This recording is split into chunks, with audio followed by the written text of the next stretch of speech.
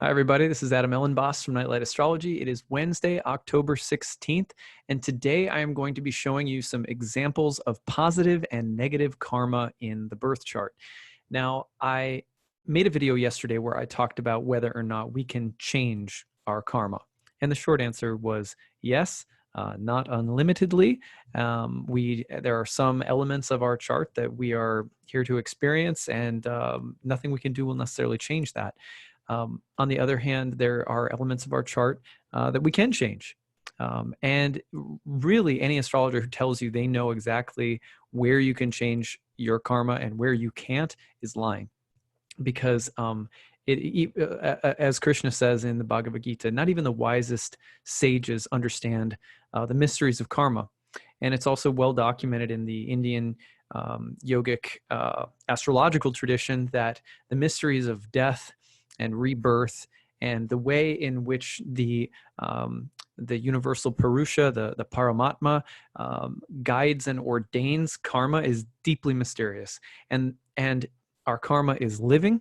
It is alive. It is not like it's a static thing. It is always in flux. It is always changing, because karma just refers to the changing dynamics of the material environment that our soul is moving through. One body, one lifetime, one circumstance to the next, all of which is alive like an ecosystem. So we talked about that yesterday, and we talked about how, yes, you can change your karma. Is that really the point, though? Is the point, yes, let me go change my karma? And so if you're interested in learning more about that kind of philosophical conversation, you can check out yesterday's video. Today, what I want to do is show you how simple and effective ancient astrological techniques can be in order to help us discern where is some of the difficult karma in a birth chart, subjectively speaking, and where is some of the more positive or beneficial karma. Meaning, where's the stuff that's going to suck, and where's the stuff that's going to feel good. Now, this is subjective because, as we know, once we enter into spiritual life, talked yesterday about readiness, just being ready to love and move into a soulful experience of anything and everything in life, whether it's good or bad. That's the goal, right? But at the same time, we also live in consensus material reality where, there are certain elements of your life story you can kind of reflect on objectively like a biographer and say, this part was hard, this part was enjoyable. And I always have a problem when people say that this isn't a relevant part of astrology. I'm going to tell you a little bit more about that today when I talk about the kinds of example charts that came in and the process that I had to go through in picking out which charts to include and which charts not to include for today's discussion.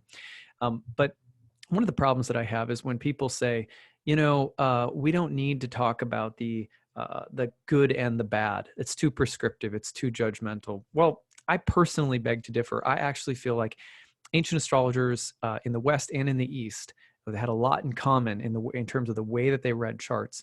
We're very aware of the fact that most of us, for example, prefer, let's see, going out to dinner with friends as opposed to being home with food poisoning. Like, subjectively speaking, human beings have likes and dislikes that we all share, right? We enjoy the satisfaction or satiation of our senses. We don't like fear, aggression, pain, physical violence. Like, most of us have problems getting punched in the face, whereas we would prefer like laying on the beach somewhere. Okay, you get the generalization that I'm making? So that world that we live in, consensus material experience, is mostly what the birth chart is here to show us. It's here to show us the field of karma in a very materialistic way, just the ups and downs of our material life. It also has the capacity to show us a lot about psychology, psychological patterns, and so forth. So I'm going to show some charts today that are a bit more psychological and the kind of good and bad of the psychological landscape, as well as a more objective kind of concrete circumstantial karma, good and bad. But why do we want to understand this karma? We talked about this yesterday. Again, one of the reasons that we want to understand karma in this way is so that we can be prepared to meet it with heart, with a readiness of spirit, to be accepting, to look upon all experience as a lover. The phrase that you're wearing rose-colored glasses, right? we're looking for, when we're living a spiritual life, in a sense, we have a kind of rose-colored glasses on. We see the dark and we see the beauty in the dark. We see the light, and sometimes we see superficiality in the light. On the other hand, it's also just the opposite. We see the light and we see beauty and truth and goodness. We see the dark and we see evil, right? So, but all experiences, light and dark, the good of the light, the bad of the light, the good of the dark, the bad of the dark, all of it, we're seeking to see from the standpoint of eternity, which is who we are. We are spirit souls. So astrology is giving us the map and saying, okay, this is the map of your experience. These are the ups and downs of it. With this lens, you may have a transcendental version of your human life, which is how we progress spiritually. And so, but in order to move there, it's not just like a meme you can slap on an Instagram post.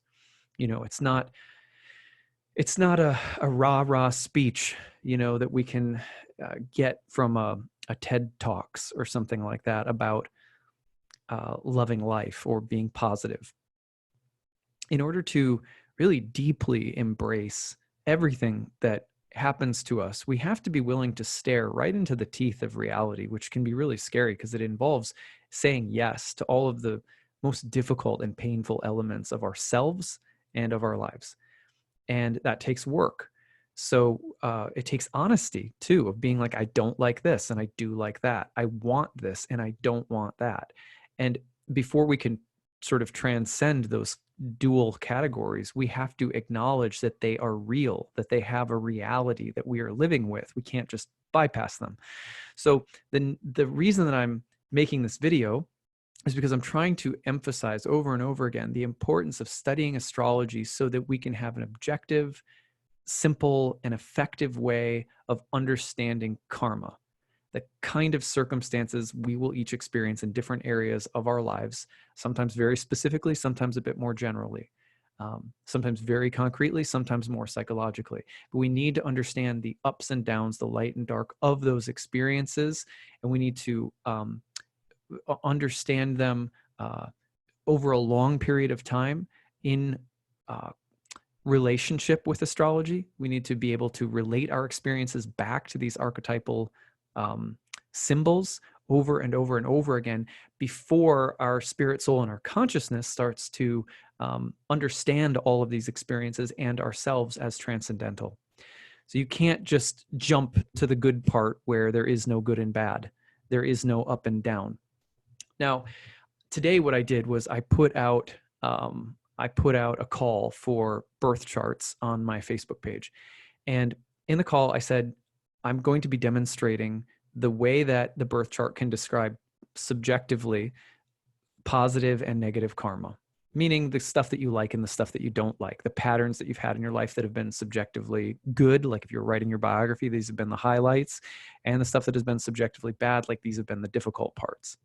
And I'm going to use some charts to demonstrate this so that people can see how simple and clear the analysis of karma is when we're using these ancient methods. Now, just to be 100% transparent, I am doing this. I do this usually 2 times a year around the times that my upcoming courses are about to start. I start doing some birth chart demonstrations because people who are going to study with me are like, yeah, well, it's great that you talk about the transits, but I'd really like to see more about how you teach or how you work with birth charts. So this may be interesting to you today, and just because this is an interesting exercise, but for some of you, it may also be a way of just being like, do I want to study with this person? Do I want to go and take, Adam's class? My class starts on November 16th. It's coming up. It's called Ancient Astrology for the Modern Mystic. It is a 1-year program with 30 classes, 12 guest lecturers. It's a very deep, rich program, which I will return to and talk about again at the end if you're interested. All right. So here's the problem that I ran into when selecting. I think there's 5 charts I'm going to look at in today's video. Here's the problem that I ran into when selecting these 5 charts. The first problem is this. Very clearly, I asked everybody, I just said, I'm going to be showing some demonstrations of how the birth chart can reflect upon or describe positive and negative karma, putting out the caveat that positive and negative are obviously a bit relative. We can gain a lot of good things spiritually from the bad stuff, and sometimes good things aren't always good, or vice versa. So I just said, let's, send me your chart data, and answer question number 1, a pattern or an experience or an event that has been subjectively positive in your life. And 2, the opposite, something that's been negative and difficult, a pattern or a specific event that was big, like in your biography. Now, I want you to understand this. I mean, I don't mean to be malicious or negative towards anybody who submitted to this, because I love all of you, right? I mean, that's my practice, is to just, I'm not a judgmental person, as at least I try not to be. But there was one pattern that came in that I find frustrating as a practitioner sometimes. And that pattern was this. And this is my frustration in a sense with all of modern astrology, even though there's many elements of modern astrology that I love.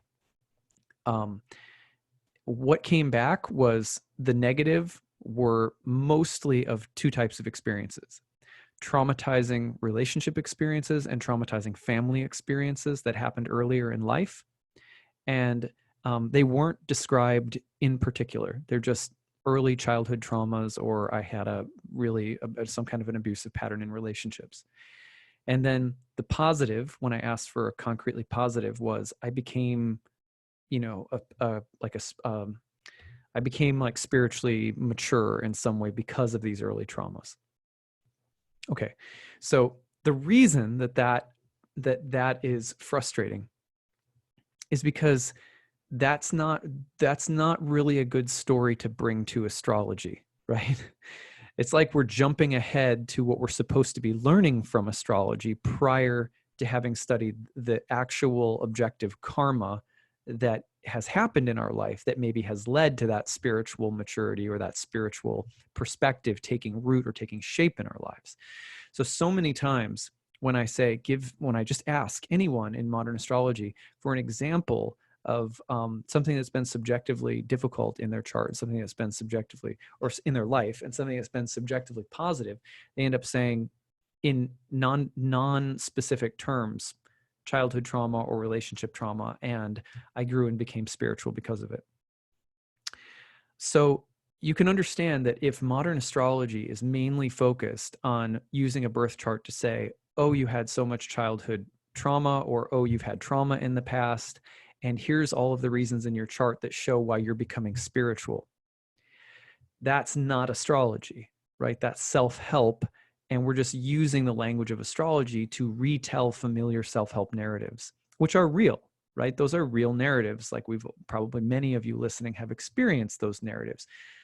But astrology is actually here to help us to be very specific, concrete, and objective about which particular circumstances in which particular areas of life, the karma that makes it specific to you, right? Not the general story about I once was lost, but now I'm found, or I once had trauma, but now I'm healed. Those narratives are too general, too generic. It's not that they're not true. It's just that astrology's task is to be a karmic science. Okay, so the kinds of stories that I picked, just to make sure everyone's aware of this, the kinds of stories that I picked were specific. And then I used a few psychological examples that were psychologically specific. So we're going to take a look at those now one by one. And I'm going to show you how ancient astrological techniques, I can't obviously unpack all of them in great depth, but I'm going to show you how some ancient astrological techniques help us to be very concise, specific, and objective about the karma that we'll experience in this lifetime. Now, remember, this is sort of dovetailing again off of yesterday's conversation. Some of this karma certainly can be changed. Astrologers should not pretend to know which karma can be changed and which cannot. That's truly a conversation between each one of us in the heart and divinity itself. And we also mentioned that wanting to change karma itself is a problematic and often karmic problem.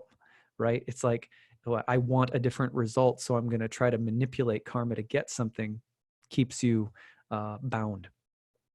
Even the desire to not be bound by karma is like, it's like someone sitting tied up in a chair and there's no way you can get out, and you just start squirming and freaking out.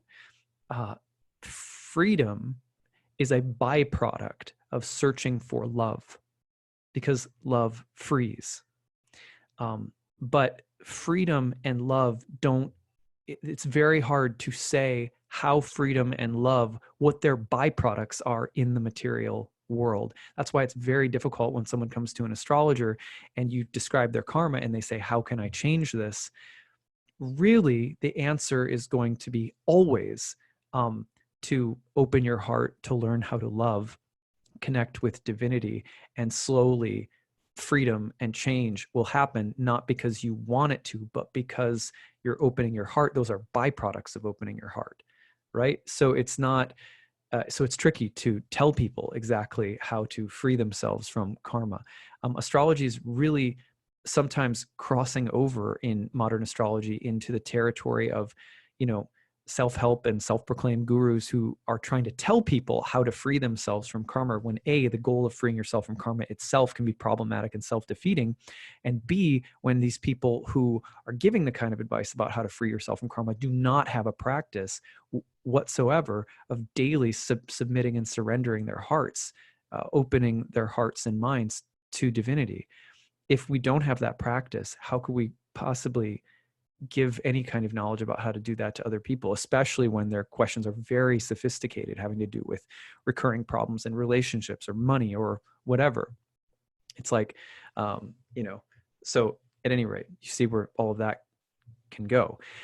All right, so on to today's examples. So we're going to look at some charts that have examples subjectively, concrete examples of positive and negative karma and how the birth chart can show that. Okay, so the first chart that I have here, I'm just going to call T, and we're going to keep this super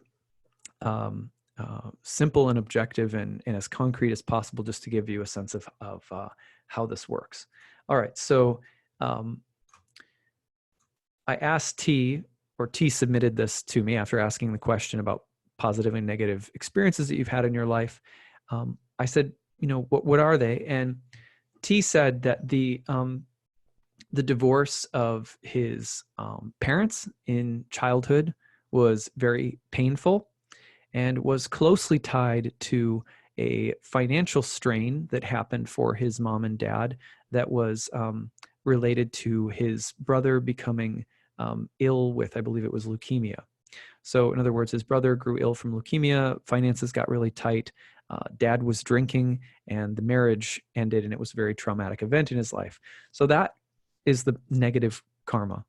That's the difficult karma, right? So that's a destined event in his life that had very little, obviously very little control over. And the simple question is, where do we see that in the birth chart? Hindsight's always 20/20 with astrology. So it's harder to predict these things very, very specifically, and it's easier to see it in hindsight. But still, as astrologers, what we're striving for is to be able to see the general patterns of karma in which areas of life, or what types of things are going to happen related to what topics or people or places, etc. So let's begin with just a simple analysis of the karma of parents. Right? The karma of parents can be located in many different places in the chart. One of them is the fourth house. Another one might be the moon. Sometimes you can break it up with the fourth house as the father and the 10th house as the mother. So there's lots of different methods. But what I want to do here is try to keep things fairly simple. And we're going to look specifically at the fact that this fourth house, the fourth place, Scorpio is upon the fourth place. This is ancient astrologers used whole sign houses.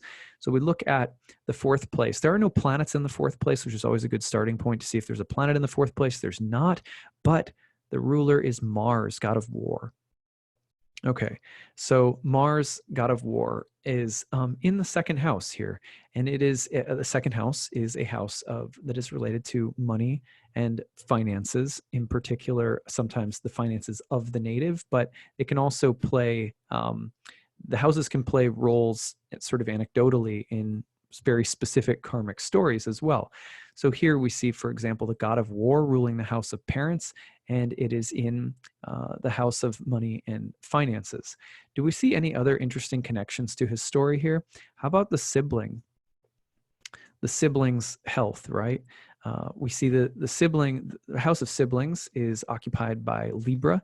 The ruler of that house is Venus. Venus is in the seventh house of marriage and is disposed of by Saturn back down to the second house of money and finances, and being co-present with that god of war, Mars. So seeing some interesting connections, right? We also see the moon, who is the ruler in some ways of our domestic life, of family, of our mother, sometimes more generally the family, also in a Mars-ruled sign. And dispositor Mars takes us back down to the pressure around finances.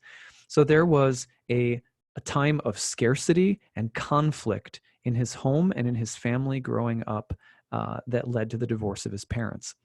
The way that the chart is showing this in the simplest way is that we see the ruler of the fourth house of home and family in the second house as a malefic, a planet that often provides difficulty, co-present with the other malefic, Saturn. In the second house, that combination can produce scarcity. And so we see a story around home, family, scarcity, and conflict. And that is this at the simplest level of interpretation. There are other things anecdotally that seem to feed in, like it's really interesting that, again, the ruler of the house of siblings, Venus, is in the marriage house, disposed of by malefic Saturn, back in the financial house with god of war, Mars. Or, for example, that the moon is in the ninth place, and its dispositor, again, is Mars, god of war, moon being ruler of family. Okay, so those are some simple things. Another thing that stands out anecdotally is the sun. Sun being in the sixth house, which is a place of sickness and disease, among other topics. Those are very prominent topics within the sixth house. We have the sun, which is a sign of father, also in the sixth house of disease. Dad was drinking and ruled by Saturn, back to the second house. Saturn in the second with god of war, Mars. So you can see how certain elements repeat there.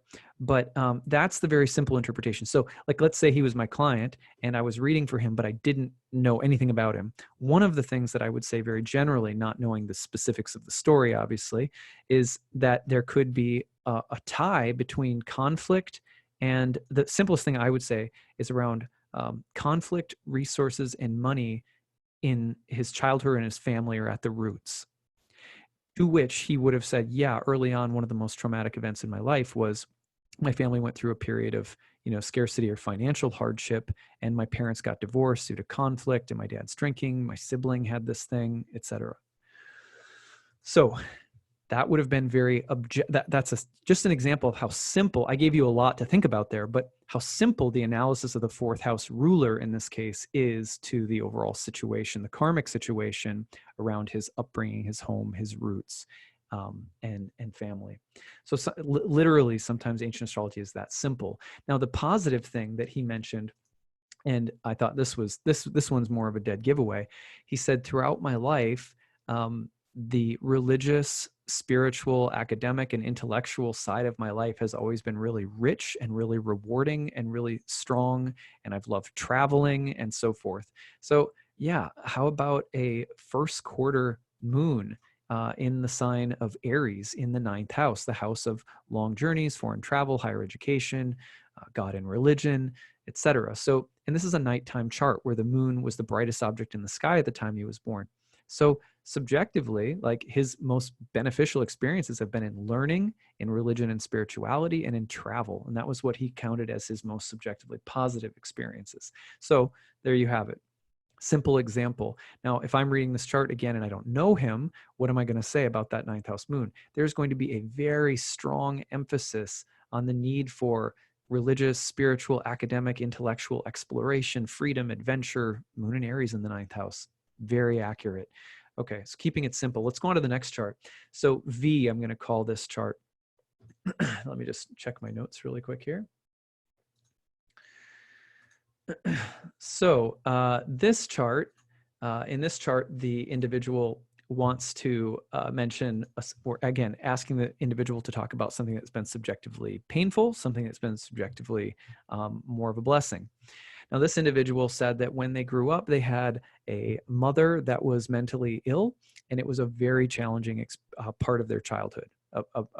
Not just, this is to the point of, I believe, hospitalization, and eventually she abandoned the family because of her mental health problems.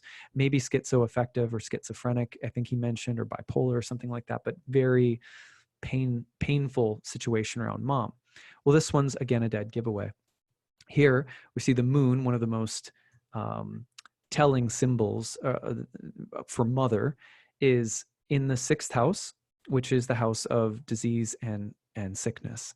Now, it's an exalted moon, which is curious, right? But it's a nighttime chart and it's in a debilitated house. However, he said that one of the things that came out of his mother's illness for him, and just seeing the really hard side of life pretty early on, because obviously dealing with an extremely sick mother when you're young can be quite revealing. It can show you a lot about the world, basically, and about maybe even spirituality, life, etc. So one of the positive things about this was that he immediately had a lot of sympathy and compassion for people who were suffering. So it's very interesting, because one of the meanings of the sixth house moon can be a sick mother.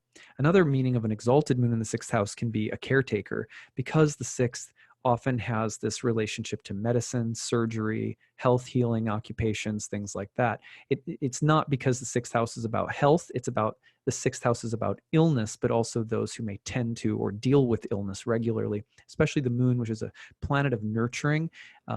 When you find a moon in the sixth house, sometimes there's a story about sick mom, sick bodies, health problems in the family that have to do with ill health or something like that. But oftentimes it can go in the direction of, a caretaker. So he became something of a more sensitive, compassionate person because he saw his mom so sick. Now that's a sixth house moon. Sixth house exalted moon, where something kind of really nice comes out of it. Now, I could talk more about the South Node. I'm going to keep this simple. I said subjectively positive thing.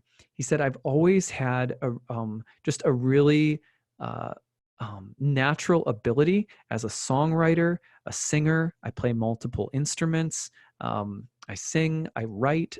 He is a rapper, and also a DJ, and just real natural ease and gifts around music performance and like verbal communicative abilities. So where does that stand out? Well, how about Mercury at the midheaven, right?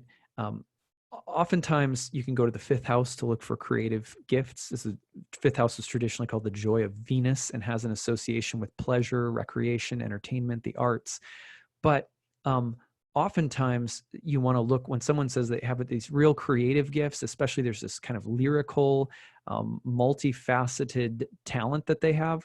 Mercury, right? Mercury is like that, or Venus maybe. Those are other planets you can look to. In this case, look at Mercury sitting right at the midheaven. That's basically high noon. So this planet is at a very elevated place in the sky in his chart. And Mercury is in Venus's sign of Libra. It's pleasing. Air is pleasing, social, likable, charming, graceful, eloquent. And then look at what, also being in Venus's sign has that kind of Venusian aura around it. So Mercury is expressing its gifts and intelligence and communicative abilities through the lens of Venus. Now, Venus is also in a very tight sextile with Mercury from the sign of Leo. And of course, that Venus in Leo has naturally a kind of solar flair, right? It has it has a more kind of theatrical, kingly quality. So when you pair these two together, you get the natural ease, grace. The sextile is of the nature of Venus. So this sextile is Venusian. Mercury is in Venus's sign and moving within about 2 degrees into an engagement. It's in an engagement. It's moving into a sextile with Venus. So the Mercury-Venus connection in this chart, especially with Mercury at the midheaven, which often signifies the things that we will be known, seen, or recognized for, or will be talented at, achieve something with. He has a very elevated Mercury, and it's connected with Venus. When he was born, this Mercury was also basically just it was in its evening star phase, feminine, and meaning it was the feminine side of Mercury often is very likable and pleasing to others socially. So very social Mercury connection to Venus here. And this is the connection in his chart that really points to that ability that he's going to have in terms of communication, intelligence, and art. So that's the connection there. So you can see that when we study ancient astrology, a lot of the times what we're doing is just looking for things, that stand out in certain places. Like, again, if I was looking at this and I didn't know him, one of the things I would say right away is like, what are the most angular planets in this chart? Well, Mars and Gemini, in the 7th house, we could look at that, or we could look at that Mercury right at the midheaven, and then look at Mercury in its tight sextile with its dispositor Venus, with its host. A benefic too. That's an area of talent or something he'll be recognized for. And I wouldn't have been wrong about that either, right? So these are ancient Hellenistic astrology. The techniques are often so simple, but what we're trying to do is get more concrete and specific about the kinds of karmic circumstances that one will experience. All right, let's go on. This is chart W. Let me just pull up my notes, make sure I've got this correct.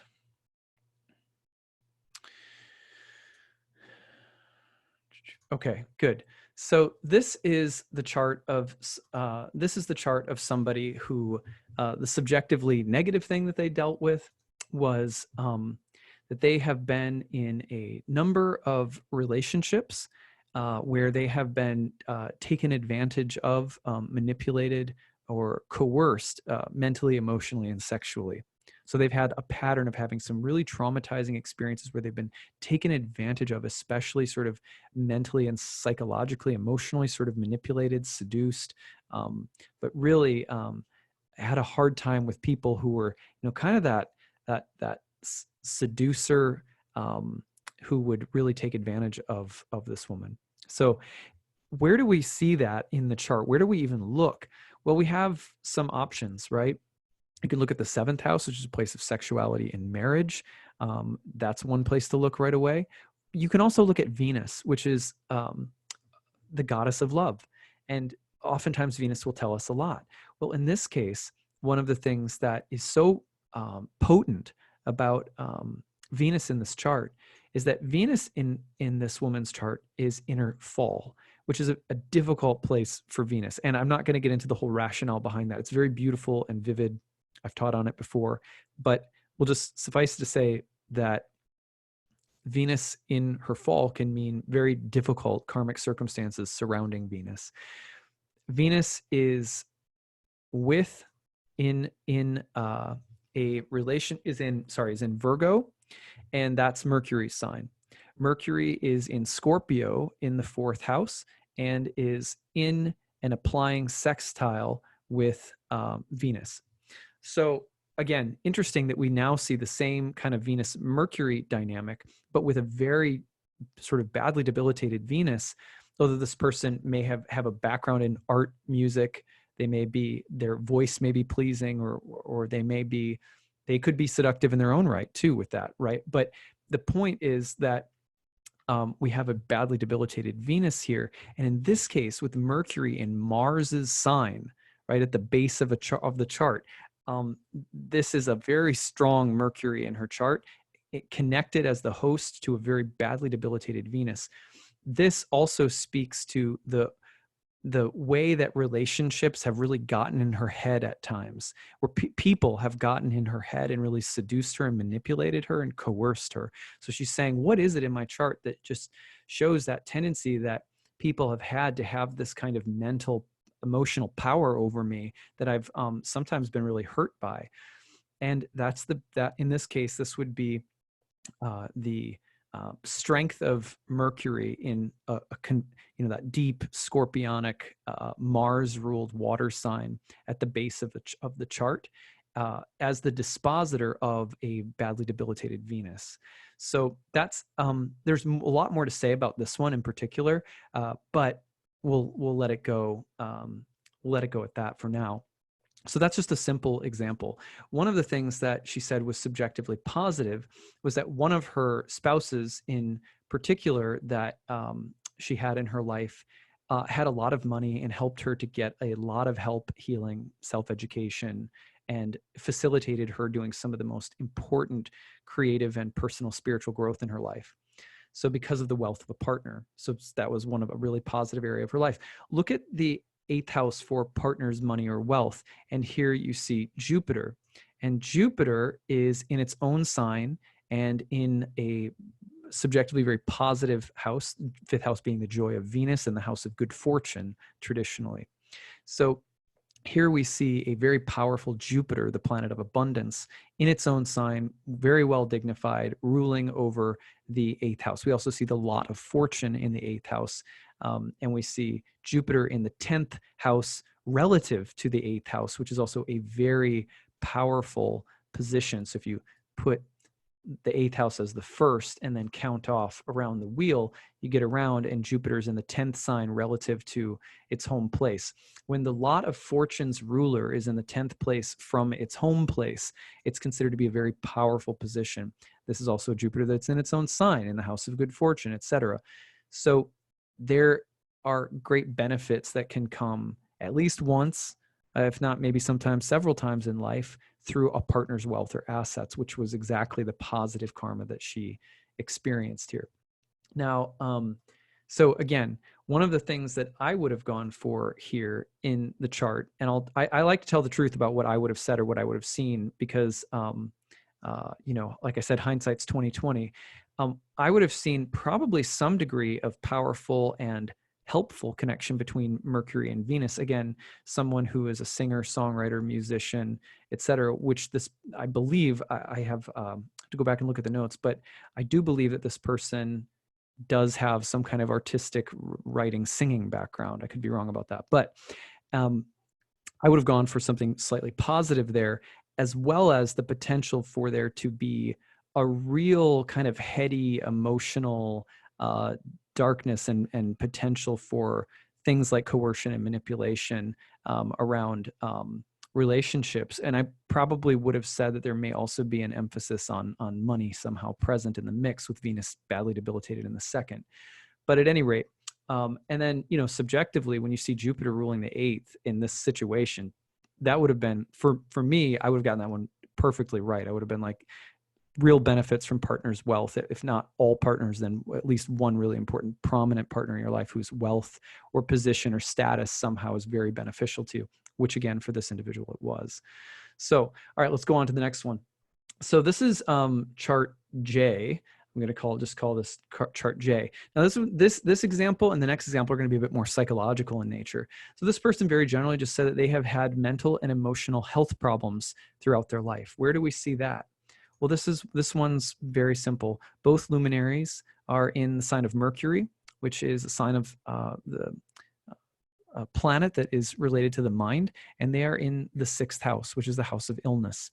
So we have a signature for potential mental health problems, reiterated by the fact that not only are the sun and moon in the house of illness and Mercury, the mind sign, but they are also disposed of by Mercury, who is in a conjunction with Saturn. This is a nighttime chart. Saturn is what we call the malefic, contrary to the sect in favor, which means Saturn is more difficult. This is a Mercury-Saturn conjunction in a fixed sign, disposing for or hosting the debilitated luminaries in the house of illness. So very simply, this person has had real struggles with mental, emotional, illness in their life that they've had to deal with. On the other hand, the positive thing that they said, a bit more concrete in this case, is they said, I have had such fantastic teachers in my life. Okay, so we can look to a couple of different places for teachers. The number one place to look for teachers is going to be the 9th house. And we have the South Node in the 9th house, which can point to really great teachers. But even more prominent. Look around the chart and just see what else stands out. Does anything else scream really great teachers? Oh yeah, how about Jupiter right at the midheaven? Right? So if I were reading this chart, I didn't know this person, didn't know anything about this person, I may not have said, oh, you're going to have great teachers. But here's what I would have said. I would have said the importance of Jupiter in your life is going to be huge. What is Jupiter? Morality, law, religion, learning, spirituality, goodness, virtue, bigness, grandness. These themes are going to be really, really pronounced. And you may also find that you are married or in a relationship, or that your love life is tied up with such a figure, such like a Jupiterian type of figure. Why? Because Jupiter's in Venus's sign of love. Where's Venus? In the house of marriage. So, and I think this person is actually married to a teacher as well. So I'm 99% sure about that. I just can't. I just have to double check. But yeah, so at any rate, but that's what I would have said if I didn't know anything about them. I just said, like, the importance of Jupiter is huge. Well, they would have said, if they said, well, one of the most amazing things in my life that I've always had has been really good teachers, then the astrologer can be like, yeah, that's Jupiter, right? Like that's the really prominent Jupiter at the midheaven, at the top of the sky when you were born. Now, this is an evening chart, so Jupiter would have been like, you know how bright Jupiter can be in the sky? Just think about Jupiter at high noon, in the evening. It's like, well, hello, Jupiter, like, and this is one of the great beneficial things about our chart, is that even though you have the challenging debilitation of the sun and moon in the sixth house with Mercury and Saturn together, right? Look at that sun and moon also feeding into a trine to that Jupiter at the top of the chart. So this person, despite the mental illnesses and mental emotional challenges that they've faced, maybe health problems, physical as well, sometimes in the sixth house, one of the things that they've really benefited from has been strong teachers. So, okay, so that's Jay. Thank you, all of you, for volunteering. Here's my last one. Now, this is chart S. Now, let me just pull up my notes, really make sure I've got this. Okay, so I want to actually read this one for you, a little bit of it. I would say a challenging pattern, this one's a bit more psychological as well, has been caretaking, boundaries, feeling responsible for others. It has changed dramatically, but it's always a thing I contend with. For example, I used to work in an office job and was always the mother hen of the group, even though comfort consolation was not technically part of my job description. So this person has felt at times emotionally obligated. This is a little bit of a psychological thing, but it's been a difficult part of their experience. Where do we see that? Well, this one's another dead giveaway. We've got the moon and Saturn conjoined in Cancer in the first house. Now, the moon in Cancer is such a caregiver, such the mother, right? And this is the first house, a place where we get very personally identified with planets that are in that place, or the sign that's in that place. So in this case, the moon is very, very strong here. Then when we see Saturn in its retrograde and it's closely conjoined with the moon and it's in its exile, debilitated, right? Okay, that's when we get that sense of emotional burden, emotional obligation, emotional responsibility. I should be a caretaker. And that's been a source of conflict or struggle for this individual. So that's that. Now, again, if I were reading this chart, that one I would have gotten pretty close to right, just bang on. I would have been like, okay, let's talk about a feeling of emotional obligation, or, feeling like you have this great emotional burden to care for others, or a tendency to really worry about others and take on a lot emotionally, etc. Very moon Saturn in Cancer in the first house, no less. Okay, so then the subjectively sort of positive area of this individual's chart. Let me just make sure I got this right again. Okay. A nice pattern, she said, is an urge towards self-expression and creativity. And she talked about an experience of performing in theater. So again, now what we need to do is basically say, do we see any way in which the creative impulse in the chart is really pronounced? Again, hindsight's 20/20, but let's just see if this works. So we can look at creativity again in the fifth house, got a north node in that house. Mars is the ruler. Mars is in the 12th house. Doesn't jump out to me right away as like, oh yeah, what a creative soul. Not so much. But then when I look at Venus, who again is related to the arts, performance, creativity, color, sensuality, texture, the feminine, well, yeah, she has a really prominent Venus in her chart. Just look, here's Venus in an angular house, right, on the, and it was a morning star. Venus was a morning star when she was born, which means would have shown up before dawn on the day that she was born. It's setting in this case, but angular, meaning really strong. And anytime you have planets in angular houses, it makes them a lot stronger. So it's a very strong Venus, but that's not it. That wouldn't be enough to convince me. It's this. It's the square to Jupiter. Now what we're doing is we're taking Venusian things and we're amplifying them through a very close one degree off from a perfect square. And we're saying, yeah, there's going to be a real amplification of Venusian things in your life. And that Venus-Jupiter can show up in a lot of different ways. Could be saying something about marriage in the 7th house, or a marriage partner, or people that she'll work for, or different kinds of jobs. And it's not necessarily just that I would look at this chart and just go like, oh yeah, you're going to be like, Aretha Franklin or something like that. But Venus square to Jupiter tells us that the Venusian element of her chart is going to be very strong, pronounced, and made bigger by Jupiter. So that's how we see that in hindsight. And then again, there's a couple of different routes that I might have taken exploring this one had I not known anything about her in advance. One of them would have been like, for example, what's the connection between marriage and prominent or people? For example, Venus square to Jupiter in the 10th house is often going to be a sign of a partner who has some prominent role or position or importance or status, or a partner who has some kind of aggrandized presence, or maybe a big earner or something like that, or someone who has expensive taste or spends a lot. Or the Venus Jupiter can be a little like inflated, but it could also point to someone who's very talented and likable and charming, or has a lot of high status with Jupiter in the 10th. I might have talked about marriage partner first, but certainly in there I would have included Venusian things in general are going to take on a lot of importance in your life. Now Venus in Capricorn and Saturn sign, you could further explore the meaning of Venus in the chart by then looking at Saturn and the opposition from Venus to Saturn and a lot of other things.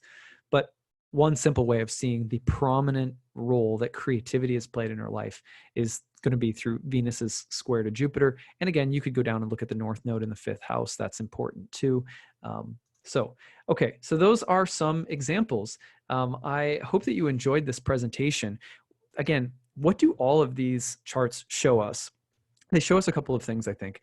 First thing that they show us is that the ancient language of astrology is not about moving us necessarily. It's not like the ancients were sitting down being like, let's talk about your childhood trauma, and let's talk about your relationship trauma. Let's talk about your, whatever. And then let's talk about how you've healed and how you've grown so much. Hopefully we do that work, right? Hopefully. But the birth chart is not so much about trying to describe this innate potential that each of us have to be like a wizard, or, or to be a Jedi, or to be an enlightened sage. Or we all hope that we will become more mature and advance spiritually. We all hope for that. We all try to turn lemons into lemonade. But the fundamental purpose of the language of astrology is not to look at a chart and be like, you had all this trauma and pain, and yet there's all this potential for you to be a healer. That is the generic overlay of a modern self-help or a kind of modern new age redemption story.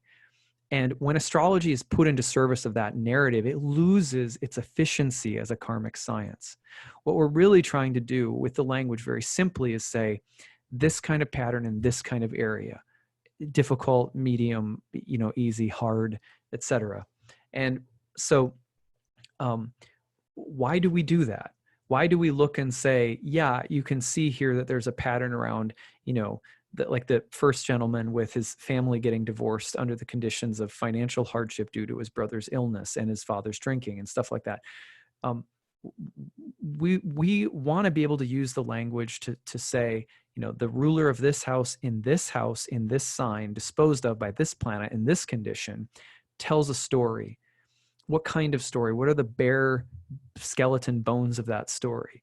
And then the client can see, oh, wow, my life, my karmic situation is beheld by the stars.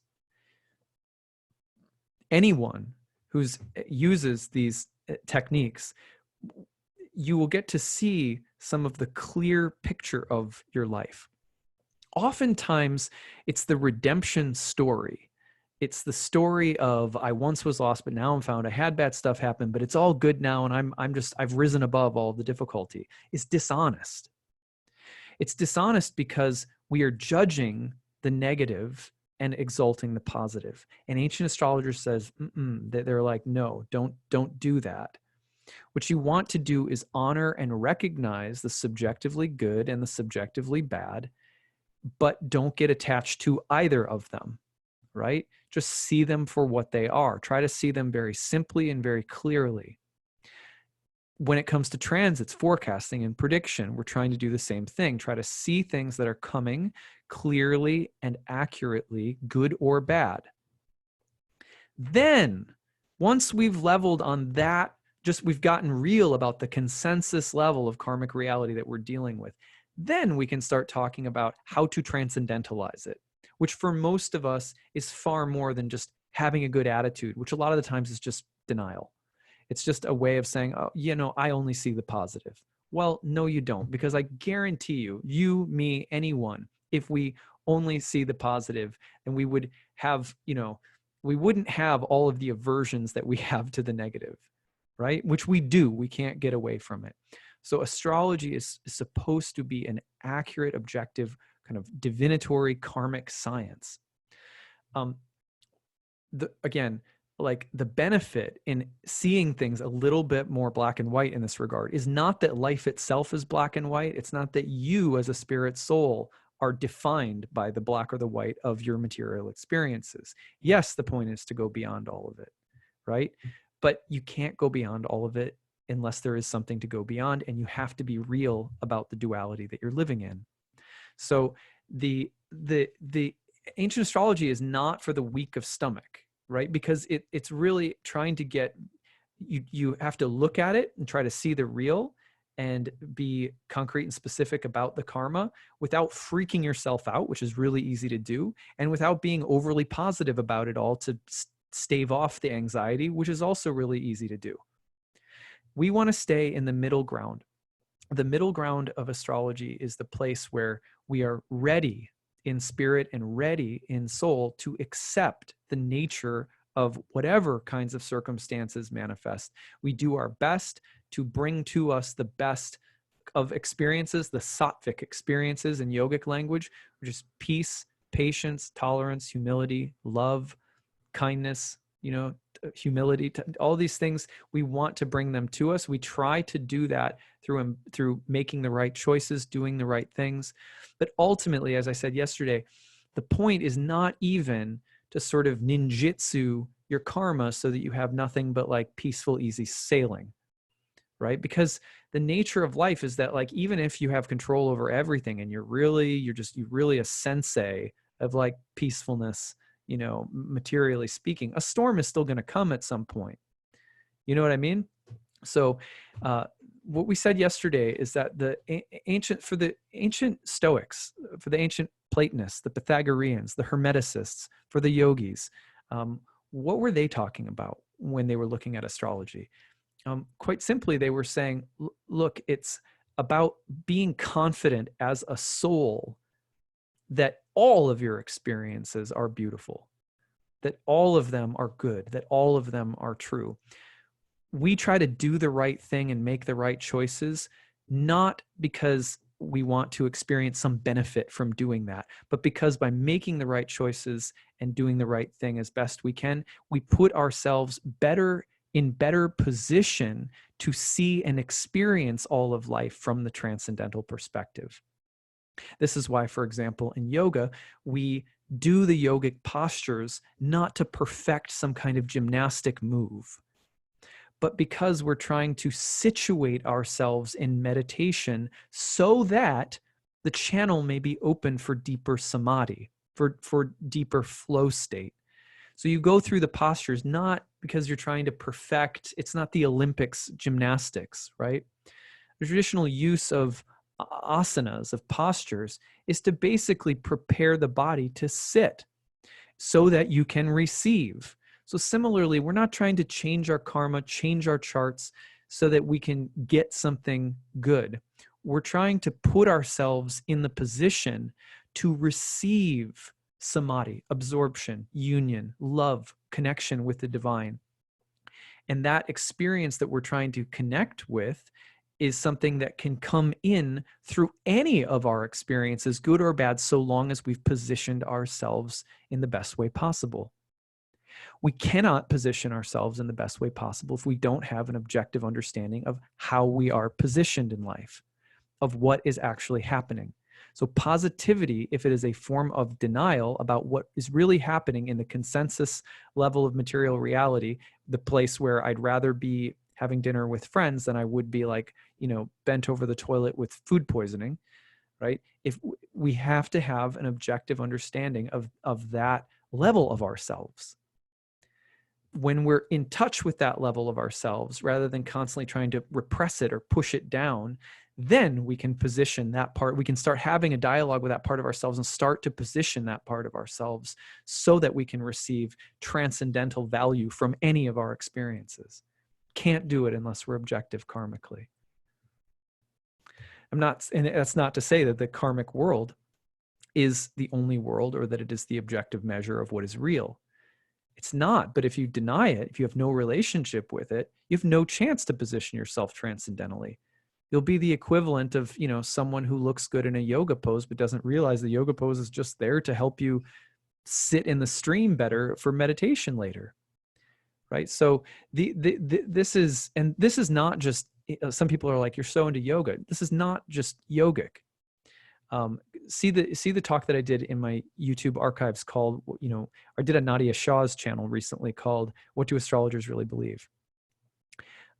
Ancient astrologers, whether you were Pythagorean, Platonists, whether you were Hermeticist, a Neoplatonist, a Stoic, the same view. It is very much consistent across the board. So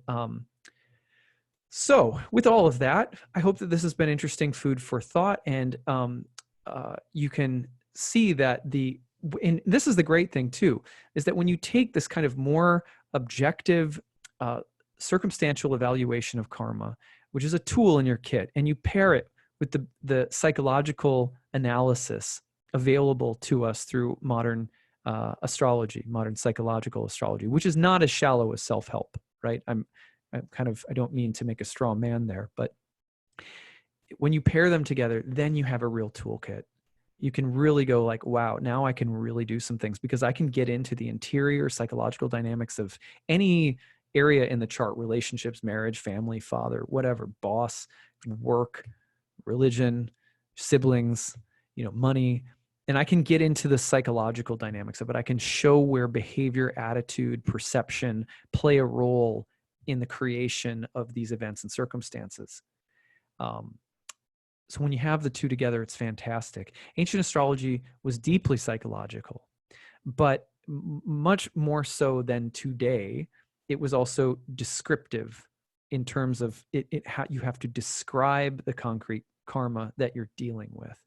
Now, again, in modern astrology, this is why when I put out the call for chart examples and I ask people to give me an example of a subjectively difficult karma or pattern and a subjectively positive karma or pattern, people literally have trouble saying that, because the narrative that everyone's been programmed with is like, well, the difficult stuff was in my past, the traumas of early youth or some previous relationship or something like that. And, then the positive is that I was able to spiritualize or like find some deeper meaning in that.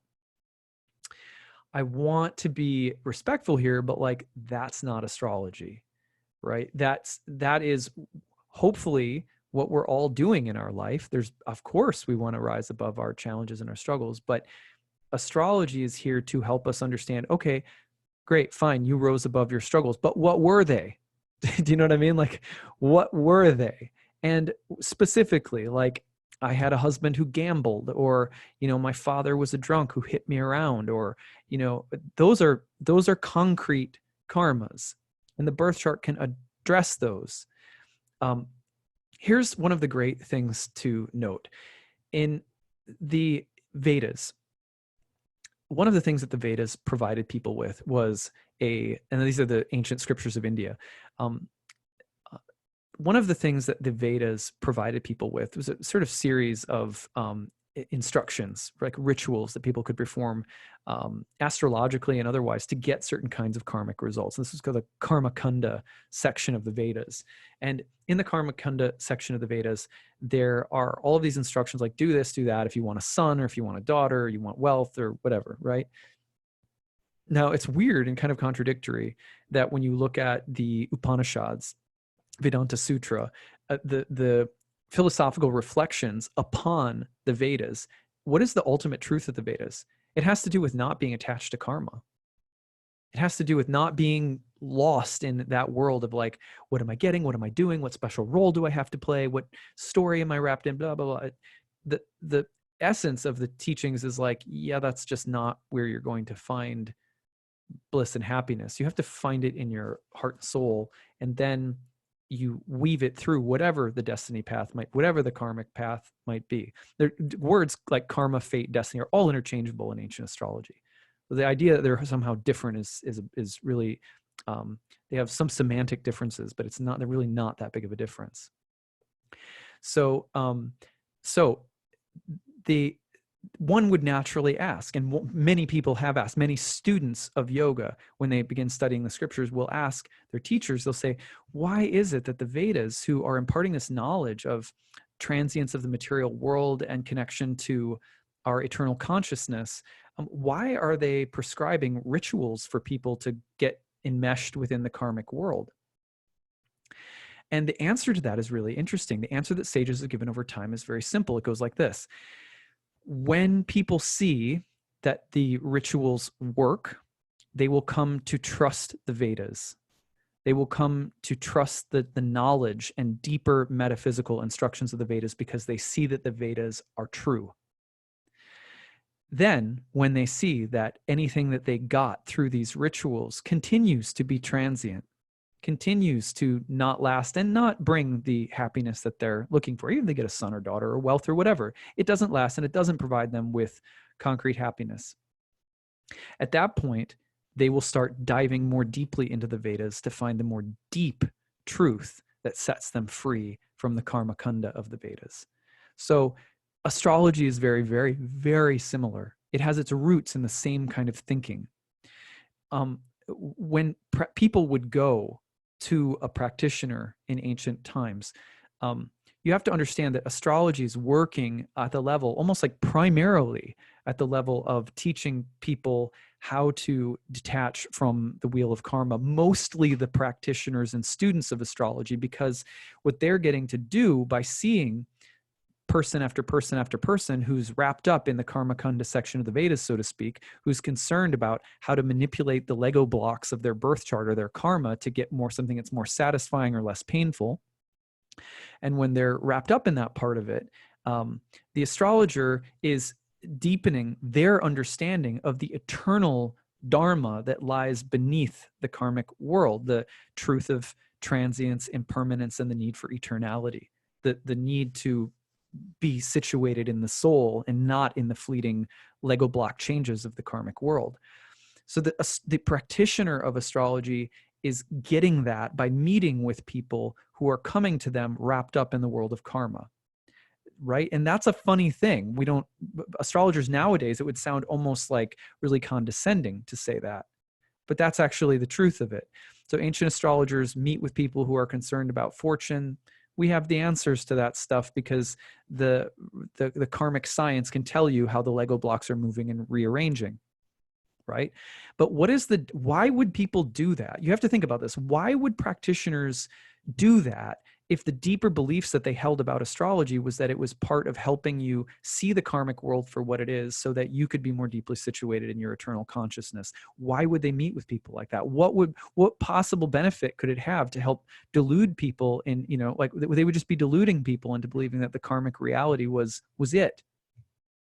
So why would they do it? It's the same exact reason that we see the teachers of the Vedas telling their students that the Karma Kunda section of the Vedas is there to help people deepen their faith and trust in the Vedas, in the sacred instructions, in the sacred sciences.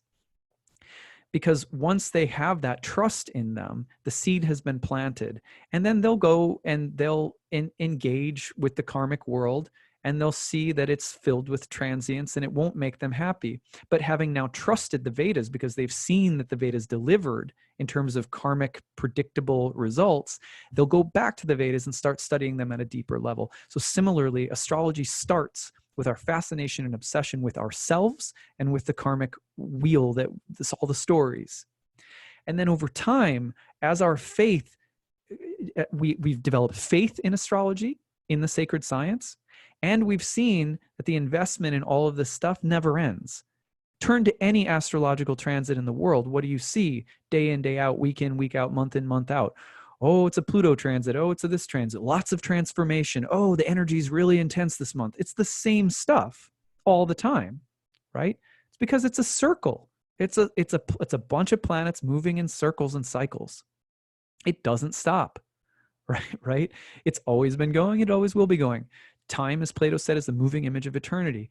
So when you get into astrology over a long enough period and you are pairing it with the spiritual practice of any kind, but what starts happening is you start saying, yeah, the astrological world, the karmic science, if I'm invested in the karmic world, it finally gets old. You get kind of tired of it. It doesn't do it for you anymore, but you have faith in astrology itself. And so you start going deeper. You start saying, well, what's behind astrology? Or, you start wondering about the source of astrology, or something like that, right? And then all of a sudden, like, for example, this is why I'm so passionate about teaching ancient astrology. When you start studying ancient astrology, you start getting into the metaphysics. You start getting into the spiritual, esoteric, mystical roots that from which the sacred karmic science blossomed. Just like there's a karma section of the Vedas that tells you how to manipulate and work with karma.